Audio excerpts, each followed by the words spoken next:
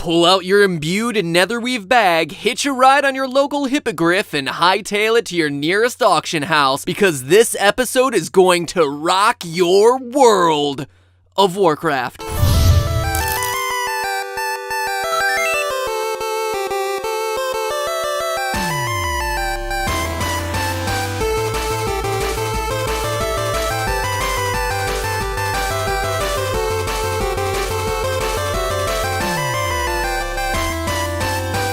Hello, Internet. Welcome to Game Theory, the show that's named after an economic principle, but doesn't actually talk about economic principles. Until today. With a new expansion pack in the works, now seems to be a perfect time to discuss World of Warcraft. And let's face it, some of you watching have spent more time in the last month instance running your main and rocketing your twink to the upper echelon of the herbalism professional community than you have with your family, friends, pets, and shower combined. But what if I told you that all the time spent developing familial estrangement and a body odor resembling a stale Cheeto was actually giving wowzers the tools they need to navigate the most difficult problems in today's economy? That these noble Pandarians, often stereotyped by the rest of the world as fat basement-dwelling trolls, could provide insight into the most complex financial issues the world has seen, precisely because they've been grinding away for years at lesser scourge bats. By the end of this episode, you'll see that when it comes down to it, the power of these players and the lessons to be learned from Azeroth are truly out of this world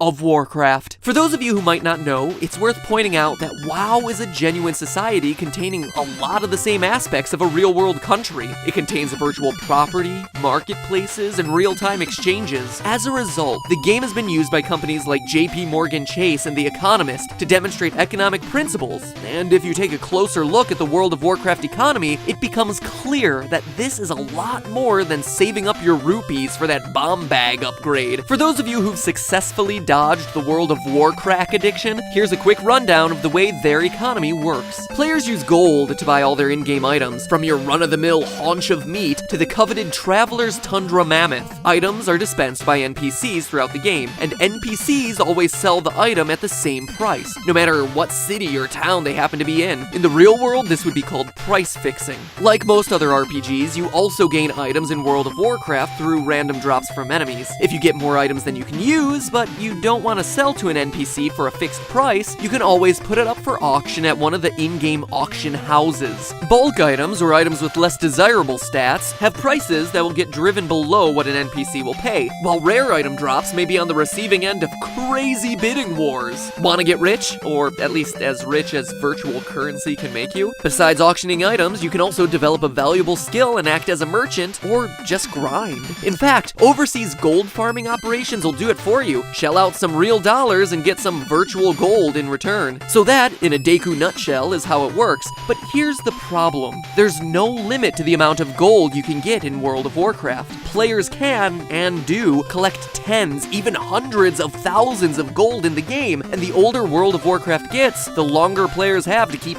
raking it in. But what's wrong with that? More money for everyone couldn't be a bad thing, right? Well, kind of. The problem of everyone having unlimited gold in World of Warcraft is similar to the problem real economies have when they have lots of cash floating around. Inflation. The principle being the more of anything you have, the less it's worth because it's easier to come by. This is most evident in WoW auction houses, where items that used to sell for less than 1 gold 4 or 5 years ago now sell for 10 times that price. You can even see this trend in the prices for gold mining operations. Gold farmers used to be able to charge about $1 per in-game gold, but over the last 3 years or so, the game has experienced about 1,000% inflation. Now, the exchange rate is about $1 to 700 gold. Inflation has driven prices sky high on many servers, especially the older ones where players are super experienced and super rich. Quite literally, the video game definition of old money. So, World of Warcraft has an inflation problem, just like the world of, well, you and me. Similar to World of Warcraft, real-life history has some crazy examples of out-of-control inflation. But to really get into that, it's important to know that the idea of money as we know it is based on an exchange exchange of valuable items. I give you silver and you give me cheese. But instead of carrying around tons of heavy doubloons to get my fromage fix, people started carrying around notes, or pieces of paper that acted as an IOU, basically saying that they could go to a bank and exchange that paper for a big old chunk of gold. This way, the money was always based on the value of the gold itself. But between the 1920s and 1940s, several countries, including the US, decided to distance the paper notes from the gold and silver that they used to stand for. The upshot was that currency the world over went from being stand-ins for precious metals to being greenbacked, backed only by the government. As you can imagine, this starts to complicate things, and there were a few cases where this really became a problem, particularly in Europe after World War I, with the most famous instance of mind-blowing inflation coming from the Weimar Republic. The Republic was set up in Germany after World War I by the Allied forces, replacing the German leaders who had been involved in the war. Part of the Weimar's responsibilities was to pay repair costs for all the damages caused to the Allied countries. This was called the War Guilt Clause and came with a hefty price tag, 132 billion marks. That translated to about 32 billion US dollars at the time. And try as they might, Germany just couldn't find that amount of cash hidden between its couch cushions. So what do you do as a country that just spent all its money to fight a war and then lost? Well, you print more money. They stopped linking their money to actual gold and just started printing extra bills to help pay off the reparations. Within 1 year, the government had set up over 200 paper factories with the intent of printing money around the clock. Any penniless graduates out there looking to pay back their college loans? Just saying. But obviously there has to be a catch, right? I mean, you can't just print off money and pay off your loans. As soon as that money was printed, it started flooding the country. The government started paying back their loans, sure, but there was so much money out there, it became worthless. Literally, their currency became monopoly money, but without all the fun colors and rich Uncle Pennybags stamped on the front. The famous statistic is that the same loaf of bread that cost 1 mark at the end of the war cost 1 million marks 3 years later. And if you think I'm exaggerating, not even close. 1 US penny was worth 10,000 marks. Think about that the next time you pass one in a parking lot. Find a penny, pick it up. All day long you'll have enough German marks to fill up a wheelbarrow. So what do? Clearly you haven't fixed the problem and you've created another one. Well, in the end, they scrapped their entire currency and established a whole new type of mark that was backed by gold from the US. Sure, you were allowed to trade in your old marks, but it would cost you 1 trillion old marks would get you 1 shiny new one.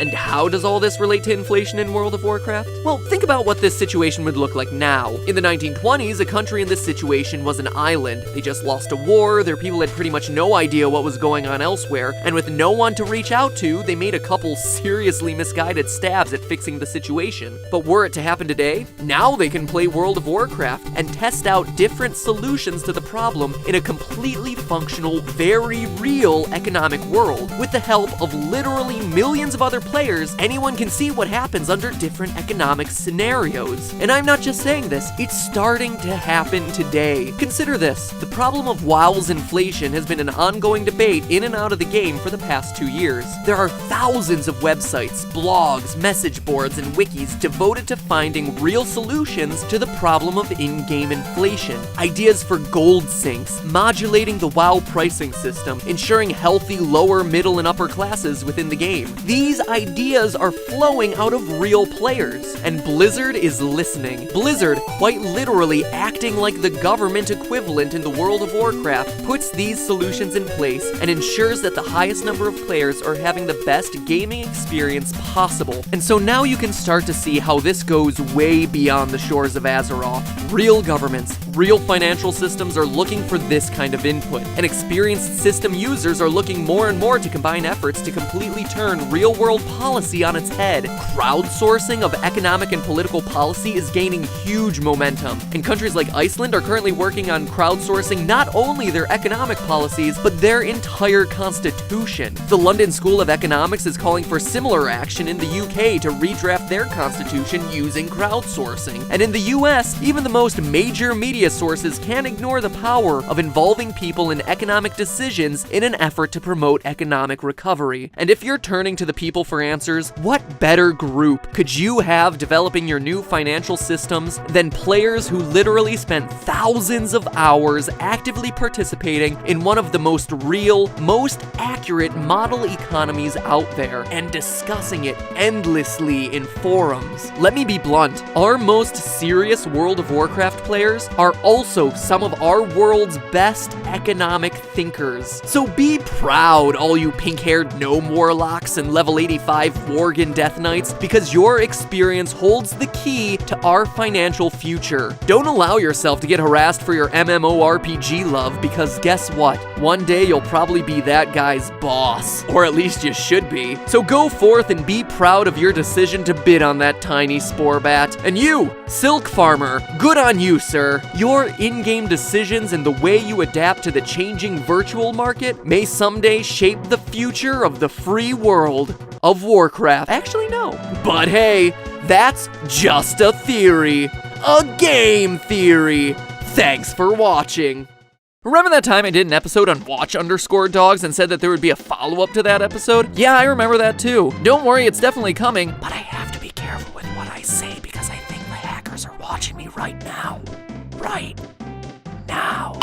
So in the meantime, while you're waiting for part 2 to come out, you should probably watch some Hulu Plus. Now wait, before you leave thinking that this is some lame advertisement that doesn't pertain to you, here's the deal. Hulu Plus has an amazing list of shows available for gamers like us. A few Pokemon movies, Naruto, Yu-Gi-Oh!, a better version of the Ninja Turtles. And it takes me back to my days of watching Toonami with Inuyasha and Dragon Ball Z. I'm also finally watching Doctor Who to see what all the fuss is about. And not only is Hulu Plus home to some great shows, they believe in our show here, Game Theory. Thanks to their support of this episode, Ronnie is now one step closer to getting a new computer. Say hi, Ronnie. No. And not only that, but their support has enabled us to work on a super secret project for you guys that'll be happening later this month. I know I'm really excited about it. Here's a sneak peek, in fact.